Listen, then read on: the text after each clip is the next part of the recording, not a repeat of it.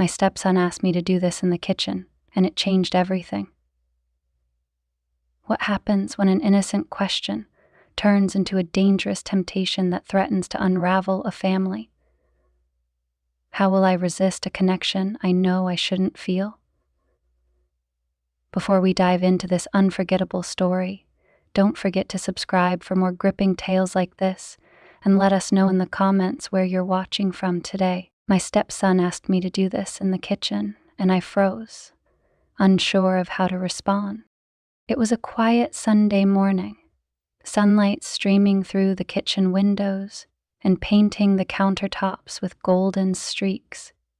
I had been up for an hour already, preparing breakfast as I often did when my husband Greg was away. The house had a familiar stillness, broken only by the soft hiss of the frying pan and the occasional chirp of birds outside. That's when I heard the soft shuffle of bare feet on the hardwood floor behind me. I didn't have to turn around to know it was Jake. My stepson's presence was as familiar as the steady ticking of the clock above the fridge. "Morning," Jake's deep voice greeted me, groggy but warm. I turned and offered him a smile. "Good morning, sleepyhead." "Late night again." "Something like that," he replied, leaning casually against the kitchen island. His dark hair was tousled from sleep, and the faint shadow of stubble on his jawline gave him a ruggedness that felt out of place in the domestic calm of the kitchen. "Coffee's fresh," I said, nodding toward the pot. He poured himself a cup and took a seat at the counter, watching me with a look I couldn't quite place. It wasn't the usual disinterest of a young man barely out of college. No, this was something else. Thoughtful, almost probing. "You know," he began, setting his mug down. I've been thinking. I never really learned to cook." I laughed softly, brushing a stray strand of hair from my face. "Well, you're still young, plenty of time to pick it up." Jake tilted his head, his eyes narrowing slightly as if weighing his next words. "Yeah, but Dad never taught me. He's never been much for that kind of thing. You're the one who's good at this." He gestured toward the sizzling pan on the stove. There it was again, that note in his voice that felt like more than what he was saying. I turned back to the stove, hoping he wouldn't notice the slight flush creeping up my neck. "It's not hard. I can teach you some basics if you want." "Yeah?" His voice was closer now, and when I turned, he was standing just a few feet away. The casual distance between us suddenly felt charged. He leaned on the counter, his gaze locking onto mine. "Can we start now? Show me how to make that omelet you're always so proud of." I hesitated, my mind racing through a dozen excuses, none of which came out. Instead, I nodded, trying to keep my voice steady. "Sure, grab a bowl and whisk." As Jake moved around the kitchen, his closeness, his easy charm, it all felt like a weight pressing down on me. My heart raced, though I couldn't say why. It was just a cooking lesson, after all, wasn't it? The scent of freshly brewed coffee filled the kitchen, mingling with the warm aroma of sizzling eggs and butter. Jake's laughter broke the quiet of the morning as he fumbled with a whisk, splattering a few drops of egg mixture onto the counter. I smiled despite myself, watching him try to mimic my movements. "You're holding it all wrong," I teased, stepping closer, my hand wrapped around his, guiding his grip on the whisk. "Like this? Firm, but not too tight. It's about control." Jake looked down at our hands, his lips quirking into a smile that made my stomach flip. "Firm, but not too tight. Got it." I withdrew my hand quickly, brushing off the strange flutter in my chest. "You'll have it down in no time," I said, my tone a little too bright as I turned back to the stove. Still, it had been months since Jake moved in with us. He'd graduated from college just a few weeks before, and Greg, ever the supportive father, insisted he stay here while figuring out his next steps.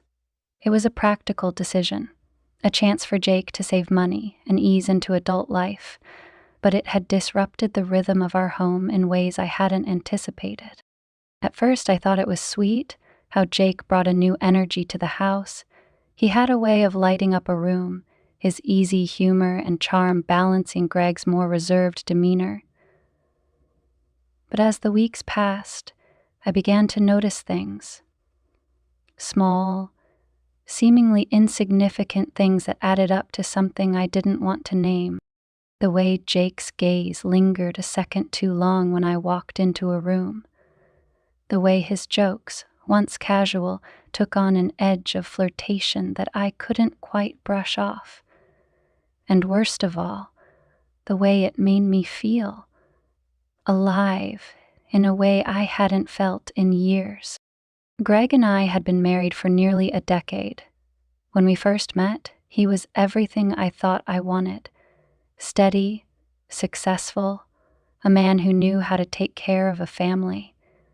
But somewhere along the way, our relationship had settled into a comfortable monotony. Greg worked long hours, often traveling for business, and when he was home, his focus was elsewhere. On his phone, on the news, on anything but us. I couldn't remember the last time he'd looked at me the way Jake did. I shook the thought from my mind as I slid the omelet onto a plate and handed it to Jake. He took it with a grin, his eyes meeting mine for just a moment longer than necessary. "Thanks, chef," he said, taking a bite. "You're a natural teacher." "And you're a surprisingly quick learner," I replied, retreating to the sink to rinse the pan. The running water provided a welcome distraction, a barrier between us. As I scrubbed the pan, I thought about Greg. He was due back tomorrow night, another whirlwind trip to finalize a big merger. He'd been excited about it, though his excitement was more about the business than the time it would free up. "We'll have more weekends together," he'd said, though the words had felt obligatory, like a promise he knew he wouldn't keep. My chest tightened at the thought. I wanted to blame Greg for the distance between us, but I knew I wasn't blameless.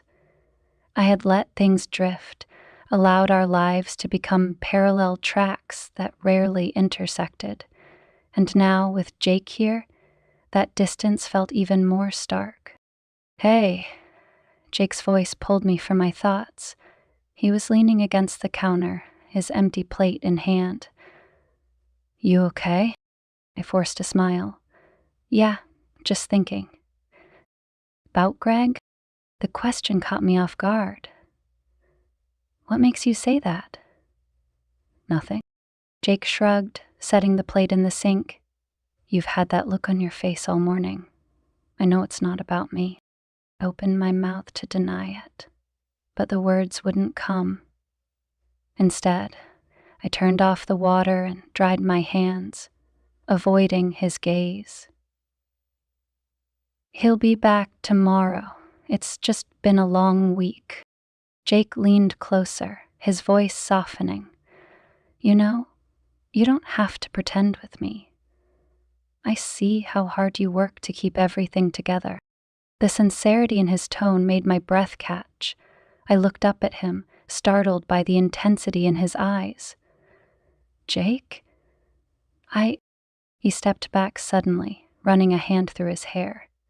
"Sorry, that came out wrong. I didn't mean to overstep." "It's fine," I said quickly, though my pulse was racing. I'm not used to talking about these things." "Maybe you should," he said, his voice quiet but firm. "You deserve to have someone listen." I didn't know what to say to that. The truth was, I couldn't remember the last time I felt truly heard. Not by Greg, not by anyone.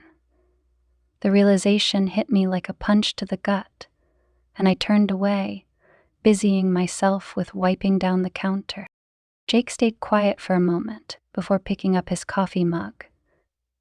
"I'll be in the living room if you need me," Anna said. As he walked away, I let out a breath I hadn't realized I was holding. The room felt emptier without him, though I knew it was better this way. Whatever was happening between us, whether it was real or just a figment of my restless imagination, it couldn't go any further. But as I looked out the window, the morning sun casting long shadows across the yard, I couldn't shake the feeling that I was standing on the edge of something dangerous, something exhilarating, something I wasn't sure I had the strength to resist.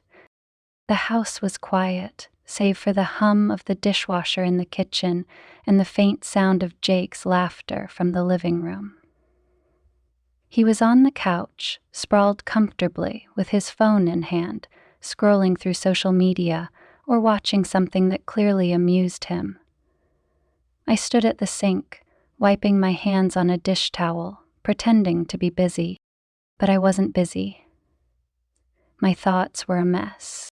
It wasn't just the small moments between Jake and me that unnerved me. It was the way they lingered long after they happened. The casual brushes of his hand, the playful teasing, the way his eyes seemed to search for something in mine whenever we spoke. It wasn't supposed to feel like this. He was Greg's son, and I was his stepmother. The boundaries were clear. Weren't they? "Hey," Jake's voice interrupted my thoughts. I turned to see him standing in the doorway, holding a half-empty glass of water. "What are you doing tonight?" The question caught me off guard. "Tonight? Nothing much. Just cleaning up, I guess." He leaned against the doorframe, his presence filling the room. "Want to watch a movie? It's been a while since we hung out." I hesitated. It was an innocent question, but the way he asked it, his tone, his posture, made it feel anything but. "Sure," I said finally, forcing a smile. "Why not?" Jake's grin was boyish, disarming. "Great. Pick something light. I've had enough of Dad's documentaries." I laughed, grateful for the levity. "Deal." Later, we settled onto the couch, a bowl of popcorn between us. Jake had insisted on dimming the lights, saying it was proper movie ambiance.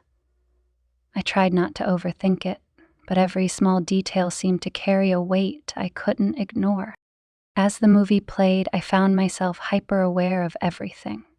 The way his arm brushed mine when he reached for the popcorn, the sound of his low chuckle when a joke landed, the warmth of his presence beside me. It was too much, and yet I didn't want to move. Halfway through the movie, I felt him shift closer. At first, I thought it was incidental, but then his arm draped casually along the back of the couch, his fingers brushing against my shoulder. "Comfortable?" I asked, keeping my tone light, though my heart was pounding. He glanced at me, a smirk tugging at the corner of his lips. "Very." I turned back to the screen, trying to focus on the characters, the dialogue, anything but the heat radiating from his proximity. But when I felt his fingers lightly trace a line down my shoulder, I froze. "Jake," I said, my voice barely above a whisper. He withdrew his hand immediately. "Sorry," he muttered. "I didn't mean to. It's fine," I interrupted, though it wasn't. "Let's just watch the movie."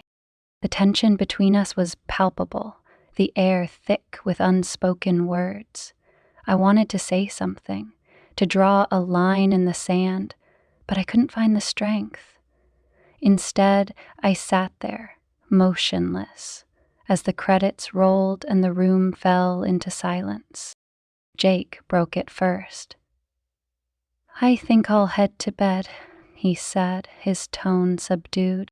I nodded, unable to meet his gaze. "Good night."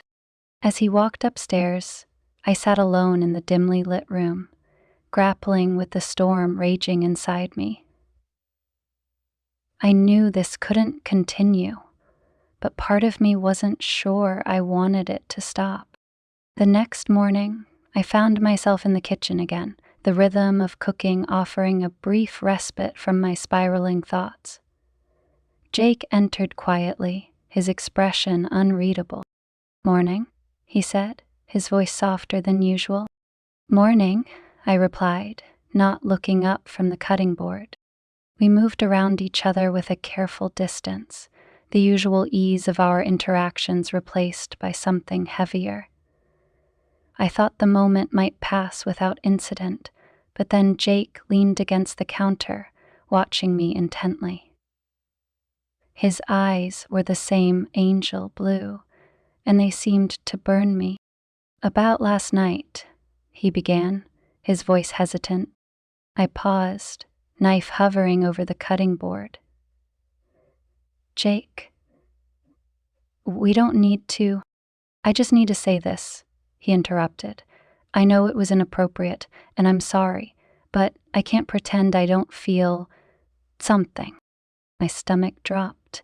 "Jake, you can't. Please, just let me finish," he said, stepping closer. "I know this isn't right, but I can't help how I feel, and I think you feel it too." And so, Jeremy let out a sigh. I turned to face him, my heart racing. "Jake, this has to stop. Whatever you think is happening, it can't. It's not right." My voice wobbled with expectation. His jaw tightened, and for a moment he looked younger, almost vulnerable. I know it's wrong, but it doesn't change the fact that I've never felt like this before. I'll always feel like this if I want to." "Jake," my voice faltered, and I looked away, unable to hold his gaze. "You're Greg's son. This is impossible." He nodded slowly, his shoulders slumping. "I get it. I'll back off. I needed to say it." I watched him walk away, the weight of his words pressing down on me like a stone. I should have felt relieved that he'd agreed to step back, but instead, I felt an ache I couldn't explain. That night, as I lay in bed, I replayed the conversation over and over in my mind. His confession, his vulnerability. It was everything I didn't want to hear, but couldn't stop thinking about. Greg's absence only made it worse. If he had been here, maybe things would have been different. Maybe I wouldn't have felt so lost, so disconnected. So I closed my eyes, willing the thoughts away, but sleep didn't come. Instead, I lay there, caught between what I knew was right and the dangerous pull of what could never be. The tension that had been simmering for weeks finally came to a head the next day. Greg was due back that evening, and the weight of what had been left unsaid between Jake and me felt unbearable. I busied myself with chores, hoping the physical activity would drown out the noise in my head. But the quiet moments, the ones where I found myself folding laundry or standing at the sink, only gave my thoughts room to spiral. Jake was avoiding me. He hadn't come down for breakfast, and the house felt eerily silent. Part of me was relieved. Distance was what we needed. But another part of me, a part I didn't want to examine too closely, missed his presence. By the time Greg's car pulled into the driveway, the house was spotless, and I had spent the better part of the afternoon convincing myself that everything could go back to normal, that I could forget the way Jake's words had made my heart race, that I could ignore the small thrill I felt when I caught his eye, or the way my pulse quickened when he smiled. When I smiled now, my chest felt flat in anticipation. "Hey, honey," Greg called as he walked through the door, his voice warm but weary. He set his briefcase down and kissed my cheek, his touch brief and perfunctory. "Smells good in here. What's for dinner?" Nothing you're missing. Roast chicken, I replied, forcing a smile. Your favorite. Perfect, he said, already scrolling through his phone as he headed toward the living room. Long day? You could say that, I murmured, watching him disappear around the corner. I stood there for a moment, the weight of his indifference settling over me like a heavy blanket. As we ate dinner, Greg dominated the conversation, regaling us with tales of his business trip. Jake chimed in occasionally, his tone polite but distant. He barely looked at me, and I found myself stealing glances at him, trying to gauge what he was thinking. The tension between us was almost suffocating, though Greg seemed oblivious. After dinner, I retreated to the kitchen to clean up. Greg disappeared into his office, mumbling something about emails he needed to send before bed. Jake lingered for a moment, leaning against the counter as I loaded the dishwasher. Need any help? He asked, his voice careful, neutral. I shook my head, not trusting myself to speak. Okay, he said after a moment, his tone unreadable. Good night, then. As he walked away, I felt an inexplicable pang of sadness, like something important was slipping through my fingers. Later that night, as I lay in bed next to Greg, the quiet of the house felt oppressive. His steady breathing told me he was already asleep, and I stared at the ceiling, my thoughts churning. I couldn't shake the memory of Jake's words, the look in his eyes when he said he felt something for me. It was wrong, I knew that, but it didn't make the feelings any less real. Unable to stand the silence any longer, I slipped out of bed and padded downstairs. The house was dark, save for the faint glow of the moonlight filtering through the windows. I made my way to the kitchen, hoping a glass of water would help calm my restless mind. But as I rounded the corner, I froze. Jake was there, sitting at the kitchen table with a glass of whiskey in hand. He looked up when he heard me, his eyes shadowed but steady. Couldn't sleep? He asked softly. I shook my head, stepping hesitantly into the room. You? Not really. He swirled the amber liquid in his glass, his gaze fixed on it like it held all the answers. Too much on my mind, I guess. I hesitated for a moment before sitting across from him, the distance between us feeling both necessary and unbearable. Jake, about what you said. You don't have to say anything. He interrupted, his voice low. I get it. It's complicated. It's more than complicated, I said, my voice barely above a whisper. You're Greg's son. Whatever this is, it can't happen. He crinkled his nose. An hour ago. I know, he said, looking up at me. His eyes were filled with a mix of regret and longing that made my chest ache. But that doesn't change how I feel. I looked away, unable to meet his gaze. You deserve someone who can give you everything, Jake. Someone who isn't me. He let out a bitter laugh, shaking his head. You think I don't know that? You think I haven't tried to tell myself the same thing? But it doesn't matter. I can't stop thinking about you.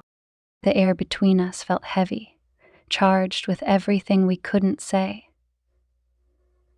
I stood abruptly, needing to put distance between us. This has to stop, for both our sakes. Jake watched me, his expression unreadable. If that's what you want, it's not about what I want, I said, my voice trembling. It's about what's right. He nodded slowly, his shoulders slumping. Okay, I'll stay out of your way. I turned to leave, but his voice stopped me. For what it's worth, he said softly, I'm sorry. I never meant to make things harder for you. I didn't respond, my throat too tight to speak. I left the kitchen, the weight of his words following me upstairs. The next morning, Jake was gone. He left a note on the kitchen counter thanking Greg and me for letting him stay and saying he needed some time to figure things out. Greg didn't seem particularly concerned, chalking it up to Jake's restless nature. But I knew better. The house felt emptier without him, though I told myself it was for the best. Over the next few weeks, Greg and I fell back into our usual routine, but the distance between us felt more pronounced than ever. I tried to talk to him, to rekindle some of the connection we'd lost, but he was always distracted, always busy. One evening, as I sat alone in the living room, I found myself staring at my phone, my thumb hovering over Jake's number. I thought about calling him, about apologizing for everything, but I couldn't bring myself to do it. Instead, I put the phone down and stared out the window, the setting sun casting long shadows across the room. In the end, I knew I had made the right choice, but the ache in my chest told me that the right choice wasn't always the easiest one. The weeks after Jake's departure were quieter than I'd imagined, but not in the way I hoped. The silence was deafening, the echoes of what had almost happened replaying in my mind when I was alone. Greg returned to his routines, work, television, the occasional obligatory date night, and I tried to convince myself that this was enough, that the life we had built, though imperfect, was worth preserving. This is true for so many people, I realized. But some nights, when the house was dark and the world seemed to stand still, I couldn't stop my thoughts from drifting to Jake. I wondered where he was, what he was doing, if he had found peace after the storm we created. Part of me hoped he had moved on, and part of me selfishly wished he hadn't. One evening, as I cleaned out the cabinets in the kitchen, my hand brushed against a folded piece of paper tucked behind the coffee mugs.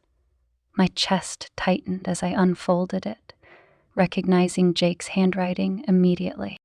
Thank you for everything, for teaching me more than just how to cook. You deserve to be happy. Don't settle for less. I stood there for what felt like an eternity, the words burning into my mind. They were simple, yet they carried a weight I wasn't prepared for. I folded the note carefully and tucked it back where I found it, unsure if I could bear to throw it away. That night I approached Greg in his office, determined to have the conversation I had been avoiding for years. As he glanced up from his laptop, I felt the familiar pang of distance between us, a chasm we had allowed to grow unchecked. Sigh. And that's when it hit me. The way I'd left him for him was his choice. I was my own master. Greg, I began, my voice steady despite the lump in my throat. We need to talk. He sighed, closing his laptop with a click. What's on your mind? Us, I said, sitting across from him. I feel like we've been going through the motions, and I can't do it anymore. I need more from this marriage, more from you. He looked at me for a long moment, his expression unreadable. I didn't realize you felt that way. Maybe that's part of the problem, I said softly. We've stopped seeing each other. Really seeing each other. Greg leaned back in his chair, his face creased with thought. I don't want to lose you, he said finally, but I don't know how to fix this. I think we both need to try, I replied, because if we don't, I'm not sure how much longer I can keep pretending.